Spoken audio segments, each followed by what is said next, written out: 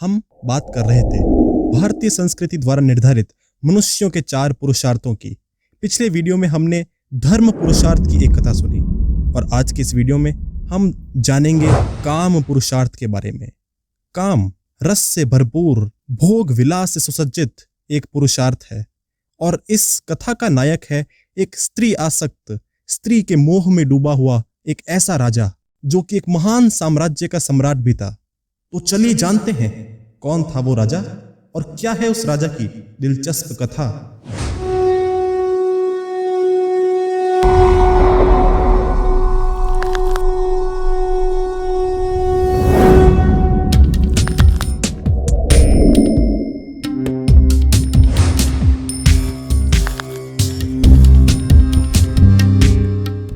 आप सबने राजा विक्रमादित्य का नाम तो अवश्य सुना होगा।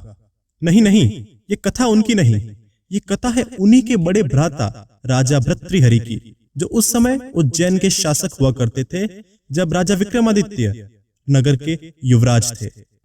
वैसे तो राजा भर्तृहरि अत्यंत सरल एवं न्यायप्रिय राजा थे, परंतु वे बड़े ही स्त्री आसक्त थे। उन्हें स्त्रियों से बड़ा मोह था, खासकर अपनी तीसरी पत्नी पिंगला से।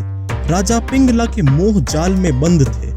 वे पिंगला के सौंदर्य में इतना डूब गए कि अपने मूल कर्तव्य, अपने मूल धर्म से, अपने मूल राजधर्म से भी विमुख हो गए। राजा का अत्यधिक समय पिंगला, नृत्यांगनाओं एवं दासियों के संग बीतने लगा, जिससे उज्जैन में धर्म का हनन होने लगा। संयोगवश एक दिन उज्जैन में महातपस्वी साधु गोरखनाथ जी का आगमन हुआ। राजा भर्तृहरि ने गोरखनाथ जी को अपनी सेवा से प्रसन्न कर लिया। प्रसन्न होकर गोरखनाथ जी ने राजा को एक अभिमंत्रित आम दिया। उन्होंने राजा से कहा कि अगर राजा वो आम खाते हैं तो राजा दीर्घ काल तक युवा बने रहेंगे।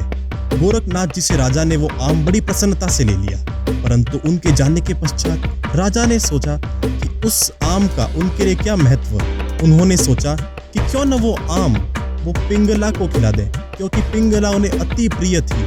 ऐसा सोचकर राजा अपनी पत्नी पिंगला के पास चल दिए। उन्होंने वो आम पिंगला को सौंपते हुए कहा कि ये आम तुम खा लो, जिससे तुम सदैव के लिए युवा बनी रहोगी। पिंगला ने वो आम राजा से सहर्ष ले लिया, परंतु उसने वो आम खाया नहीं। उसने राजा से बहाना बना दिया कि वो आम आज नहीं कल खा लेगी। अब यहीं से शुरू होते हैं इस कहानी में मोड़, क्योंकि पिंगला राजा से प्रेम नहीं करती थी, पिंगला प्रेम करती थी राज्य के कोतवाल से। इसीलिए उसने वो आम स्वयं खाने के बजाय उस कोतवाल को दे दिया था कि वो कोतवाल सदैव के लिए युवा रहे। कोतवाल ने भी वो आम पिंगला से ले लिया, परंतु उसने भी वो आम नहीं खाया। कोतवाल ने ले जाकर वो आम दे दिया अपनी पत्नी को, क्योंकि कोतवाल उससे प्रेम करता था। पत्नी ने भी कोतवाल से वो आम ले लिया, परंतु उसने भी वो आम नहीं खाया, क्योंकि पत्नी स्वयं नगर के किसी दूसरे व्यक्ति पर मोहित थी। ऐसे करते करते करते यह आम नगर में उन सभी हाथों से होता हुआ घूम रहा था जो लोग अपने साथियों से प्रेम न करके किसी और के साथ प्रेम वासना में लिप्त थे।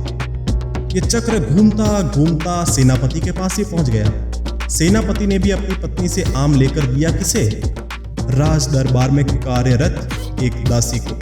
गौर करने की बात यह है कि वो आम सबके हाथ में आया। सबके पास वो अवसर था कि वे सदैव के लिए युवा हो जाए, परंतु वो आम खाया किसी ने नहीं, क्योंकि जिन जिन व्यक्तियों के हाथ में यह आम पहुंचा वे अपने पति या पत्नी से अधिक, किसी तीसरे से अधिक प्रेम करते थे। उन लोगों को तीसरे व्यक्ति की वासना अधिक थी। जब वो आम दासी के पास पहुंच गया, तब दासी ने भी वो आम स्वयं न खाकर दे दिया राजा को, क्योंकि दासी भी राजा से प्रेम करती थी। राजा ने जब उस आम को देखा तब वे बड़े ही आग बबूला हो गए। अब उन्हें समझ में आ गया था कि पिंगला उनके साथ धोखा कर रही है। राजा प्रातःकाल पिंगला के पास पहुंचे। उन्होंने पिंगला से पूछा, क्या रानी ने वो आम खा लिया जो उन्होंने उसे दिया था? रानी ने कहा, हाँ जी, मैंने तो आम खा लिया। तब राजा कहते हैं, कहीं ये आम वो तो नहीं? उन्होंने वो आम रानी को दिखाकर पूछा। अब रानी को समझ में आ गया कि उसका भेद अब खुल चुका है। रानी लज्जा के मारे वहां से भाग खड़ी हुई। इस प्रसंग को जानकर राजा को मन में बड़ा अचरज हुआ कि जिस पिंगला को वो इतना प्रेम करते थे उसकी आसक्ति में सदैव लिप्त रहते थे। उस पिंगला ने उन्हें धोखा दिया। यही नहीं, नगर में ऐसे कई व्यक्ति थे जो पिंगला जैसे ही थे, जो अपने पति और पत्नी को छोड़कर किसी तीसरे व्यक्ति की काम वासना में लिप्त थे। जब राजा को इस बात का ज्ञान हुआ, तब राजा के मन में वैराग्य की उत्पत्ति हुई। तब राजा ने अपना सारा राजपाट सब कुछ विक्रमादित्य को सौंप दिया और वो उज्जैन की ही एक गुफा में तपस्या करने चले गए। उन्होंने उस गुफा में 12 वर्षों तक तपस्या करी। आज राजा भर्तृहरि नहीं बल्कि साधु भर्तृहरि के नाम से अधिक पहचाने जाते हैं। उन्होंने नीति शतक, श्रृंगार शतक तथा वैराग्य शतक की रचना करी, जो बहुत प्रसिद्ध है और पढ़ने योग्य भी हैं। तो इस कथा से हमें क्या पता चला? हमें पता चला कि काम, रस, भोग, विलास, वासना सब कुछ मनुष्य के जीवन का एक अंग है, जिनके बगैर मनुष्य नहीं रह सकता। परंतु ये सब कार्य तब तक न्यायोचित है जब तक मनुष्य धर्म के मार्ग पर चलता हुआ इन सब का अनुसरण करे। शास्त्रों में भी कहा गया है कि सुबह का काल धर्म का काल होता है, दोपहर का अर्थ का एवं रात्रि का काम का, और आवश्यकता पड़ने पर दोपहर और रात्रि काल में भी किसी एक पुरुषार्थ का पालन करना पड़े तो वो धर्म पुरुषार्थ होना चाहिए, न कि अर्थ और काम पुरुषार्थ। इसीलिए हमारे ऋषियों मुनियों ने भी इन सब के लिए काम शास्त्र की रचना करी, ताकि मनुष्य धर्म पथ पर अडिग रहकर इन सब काम वासनाओं का भोग करते हुए आगे बढ़े, न कि पिंगला की तरह जो अधर्म का मार्ग अपना चुकी थी।